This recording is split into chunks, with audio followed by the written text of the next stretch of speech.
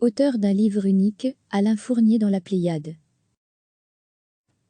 Foudroyé au combat, le 22 septembre 1914, quelques jours avant ses 28 ans, auteur à jamais d'un livre unique, Henri Fournier, connu sous le nom d'Alain Fournier et auteur du Grand Maulne, fait son entrée dans la Pléiade.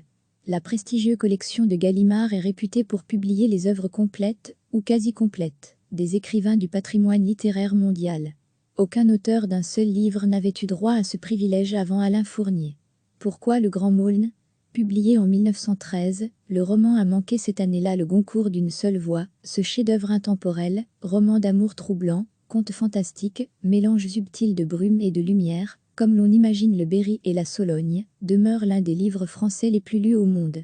Le Grand Maulne est l'œuvre littéraire française la plus traduite, et lue dans le monde juste après Le Petit Prince de Saint-Exupéry, en Pléiade depuis 1999.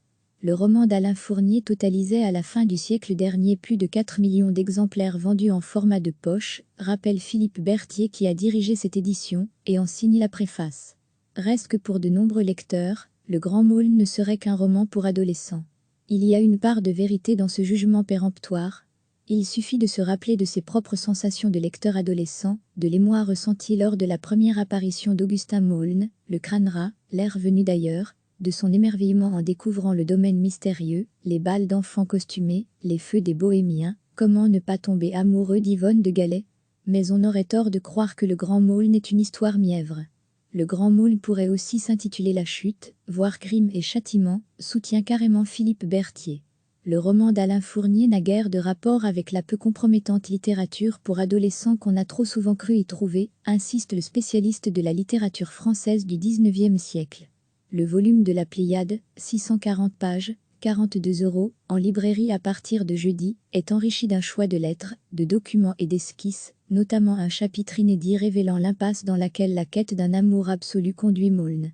Une violence latente, des pulsions sexuelles intenses s'affleurent tout au long du récit. François Sorel, le narrateur, n'aura osé être ni homo, ni hétérosexuel, il restera vierge, condamné à perpétuité à regarder la vie des autres sans vivre la sienne, résume Philippe Berthier. Les lettres rassemblées dans le volume mettent au jour la passion contrariée d'Alain Fournier pour Yvonne de Quiévrecourt, qui a inspiré le personnage d'Yvonne de Gallet. À 18 ans, le 1er juin 1905, Henri Fournier, il adoptera le nom de plume Alain Fournier pour ne pas être confondu avec un célèbre pilote automobile de l'époque, croit par hasard Yvonne de Quiévrecourt, jeune femme blonde, élégante, élancée et en tombe aussitôt éperdument amoureux. Les lettres à sa sœur Isabelle, et à son beau-frère Jacques Rivière, racontent cet amour fou et platonique. Elle est si belle, écrit-il, que la regarder touche à la souffrance.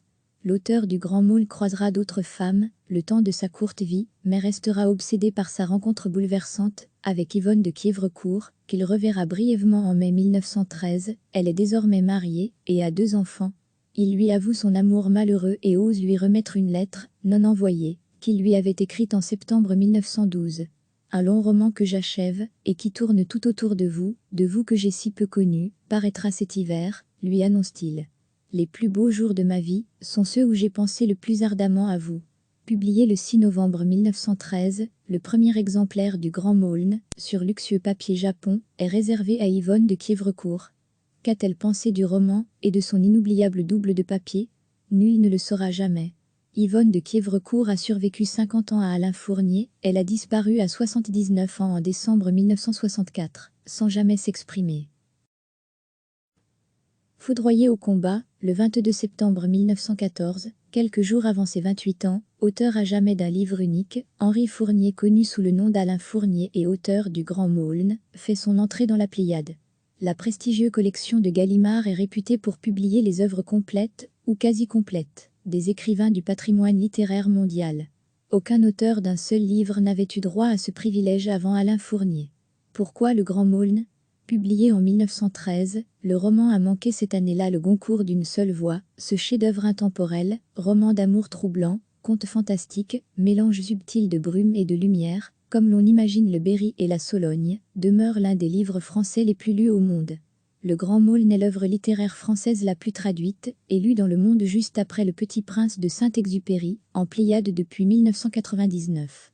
Le roman d'Alain Fournier totalisait à la fin du siècle dernier plus de 4 millions d'exemplaires vendus en format de poche, rappelle Philippe Berthier qui a dirigé cette édition et en signe la préface. Reste que pour de nombreux lecteurs, Le Grand Môle ne serait qu'un roman pour adolescents. Il y a une part de vérité dans ce jugement péremptoire. Il suffit de se rappeler de ses propres sensations de lecteur adolescent, de l'émoi ressenti lors de la première apparition d'Augustin Maulne, le crânera, l'air venu d'ailleurs, de son émerveillement en découvrant le domaine mystérieux, les bals d'enfants costumés, les feux des bohémiens, comment ne pas tomber amoureux d'Yvonne de Gallet? Mais on aurait tort de croire que Le Grand Môle n'est une histoire mièvre. Le Grand Môle pourrait aussi s'intituler La Chute, voire Crime et Châtiment, soutient carrément Philippe Berthier. Le roman d'Alain Fournier n'a guère de rapport avec la peu compromettante littérature pour adolescents qu'on a trop souvent cru y trouver, insiste le spécialiste de la littérature française du XIXe siècle. Le volume de la Pléiade, 640 pages, 42 €, en librairie à partir de jeudi, est enrichi d'un choix de lettres, de documents et d'esquisses, notamment un chapitre inédit révélant l'impasse dans laquelle la quête d'un amour absolu conduit Maulne. Une violence latente, des pulsions sexuelles intenses affleurent tout au long du récit. François Sorel, le narrateur, n'aura osé être ni homo, ni hétérosexuel, il restera vierge, condamné à perpétuité à regarder la vie des autres sans vivre la sienne, résume Philippe Berthier. Les lettres rassemblées dans le volume mettent au jour la passion contrariée d'Alain Fournier pour Yvonne de Quiévrecourt, qui a inspiré le personnage d'Yvonne de Gallet. À 18 ans, le 1er juin 1905, Henri Fournier, il adoptera le nom de plume Alain Fournier pour ne pas être confondu avec un célèbre pilote automobile de l'époque, croit par hasard Yvonne de Quiévrecourt, jeune femme blonde, élégante, élancée et en tombe aussitôt éperdument amoureux. Les lettres à sa sœur Isabelle et à son beau-frère Jacques Rivière racontent cet amour fou et platonique. Elle est si belle, écrit-il, que la regarder touche à la souffrance. L'auteur du Grand Môle croisera d'autres femmes, le temps de sa courte vie, mais restera obsédé par sa rencontre bouleversante avec Yvonne de Quiévrecourt, qu'il reverra brièvement en mai 1913. Elle est désormais mariée et a 2 enfants.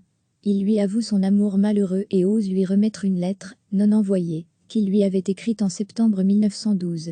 Un long roman que j'achève, et qui tourne tout autour de vous que j'ai si peu connu, paraîtra cet hiver, lui annonce-t-il. Les plus beaux jours de ma vie sont ceux où j'ai pensé le plus ardemment à vous. Publié le 6 novembre 1913, le premier exemplaire du Grand Môle, sur luxueux papier japon, est réservé à Yvonne de Quiévrecourt. Qu'a-t-elle pensé du roman et de son inoubliable double de papier? Nul ne le saura jamais. Yvonne de Quiévrecourt a survécu 50 ans à Alain Fournier, elle a disparu à 79 ans en décembre 1964, sans jamais s'exprimer. Cliquez sur s'abonner pour recevoir les dernières nouvelles.